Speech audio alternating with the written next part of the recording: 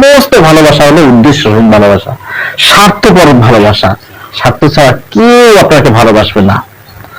আজকে মানুষ বলছে স্ত্রী, সন্তান, ঘর বাড়ি, ব্যবসা বাণিজ্য, টাকা কড়ি সব কিছু আমার। কালকেই প্রমাণ হবে এই কিছুই আমার নয়, আপনার নয়। এগুলো ছিল মূলত পর্যায় ধন। মহান রাব্বুল আলামিন, আপনার আমার সৃষ্টিকর্তা, তার কাছে আপনাকে আমাকে ফিরে যেতে হবে। তিনি এগুলো আমাকে কিছু সময়ের জন্য, অল্প দিনের জন্য কর্জ হিসাবে, ধার হিসাবে দিয়েছেন। আমরা দুনিয়াতে কোন ভালোবাসার পিছনে দৌড়াচ্ছি, কোন আলেয়ার পিছনে দৌড়াচ্ছি, একবারও কি ভেবে দেখেছি? মা তার সন্তানকে ভালোবাসে, সন্তান তার মাকে, স্ত্রী তার স্বামীকে। সমস্ত ভালোবাসার পিছনে একটা উদ্দেশ্য কাজ করে, স্বার্থ কাজ করে। নিকট আত্মীয়, বন্ধু বান্ধব সবাই কোনো না কোনো উদ্দেশ্য নিয়ে আপনাকে ভালোবাসে।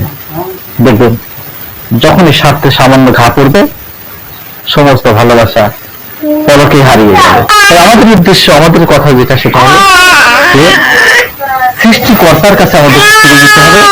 যদি আমরা কাউকে ভালোবাসি, তাহলে তাকে ভালোবাসতে হবে।